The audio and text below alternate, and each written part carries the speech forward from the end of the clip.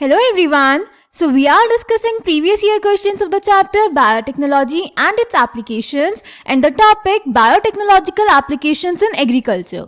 In today's session, we are going to discuss a short answer type question of 3 marks which was asked in the CBSE Board 2024. So the question is, how has the use of agrobacterium as vector helped in controlling Meloidogyne incognita infestation in tobacco plants? Explain in correct sequence. तो बेटा इस question में मैं बताना है कि Agrobacterium को हमने एज वेक्टर यूज करके टोबैको प्लांट में मेलोइडोगाइनी इनकॉग्निटा का इन्फेस्टेशन कैसे कंट्रोल किया है. So let's check the answer. तो बेटा मेलोइडोगाइनी इनकॉग्निटा एक निमेटोड है जो कि टोबैको प्लांट्स में रूट नॉट डिजीज कॉज करता है. इसके इन्फेस्टेशन को हम आरएनए इंटरफेरेंस टेक्निक यूज करके कंट्रोल करते हैं जो कि यूकैरियोटिक ऑर्गेनिजम्स में एक नेचुरल मैकेनिज्म है एमआरएनए साइलेंसिंग का. इसमें हम एग्रोबैक्टीरियम को एज वेक्टर यूज करके nematode specific gene tobacco plant में इंट्रोड्यूस करते हैं और वो निमेटोड स्पेसिफिक जीन सेंस और एंटी सेंस आरएनए दोनों बनाता है जिसकी वजह से एक डबल स्ट्रैंडेड आरएनए का सिंथेसिस हो जाता है. जब एक्चुअल निमेटोड आके अपना जीन इंसर्ट करता है तो वो जीन भी एक्सप्रेस करता है और एमआरएनए बनाता है और ये एमआरएनए जाके इस डबल स्ट्रैंडेड आरएनए से जुड़ जाता है, बॉन्ड बना लेता है, जिसकी वजह से इस एमआरएनए का ट्रांसलेशन नहीं हो पाता, यानी ये फर्दर एक्सप्रेस नहीं हो पाता, प्रोटीन नहीं बना पाता, जिसकी वजह से ये निमेटोड प्लांट में इन्फेस्टेशन और डिजीज नहीं कॉज कर पाता.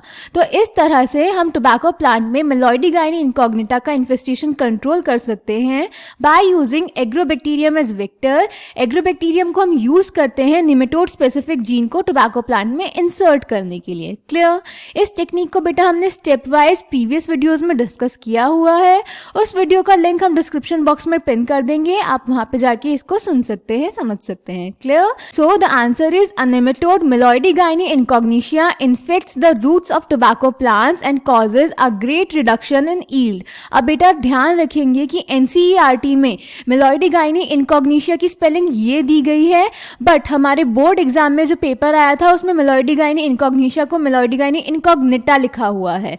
तो हम यहाँ पर मेलोइडोगाइनी इनकॉग्निटा ही समझकर उसको आंसर करेंगे.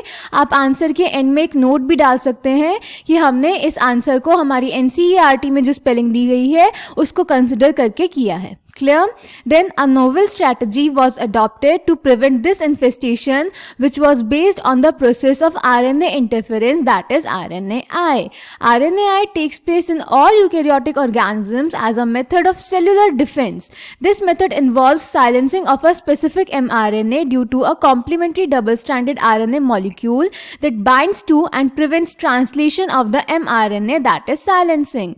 The source of this complementary RNA could be from an infection by viruses having RNA genomes or mobile genetic elements transposons that replicate via an RNA intermediate.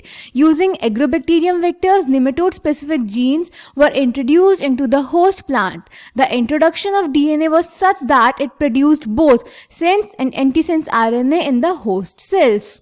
These two RNAs being complementary to each other formed a double-stranded RNA that initiated RNAi, that is RNA interference, and thus silenced the specific mRNA of the nematode. The consequence was that the parasite could not survive in a transgenic host expressing specific interfering RNA. The transgenic plant therefore got itself protected from the parasite. So I hope this question is clear to you. Thank you.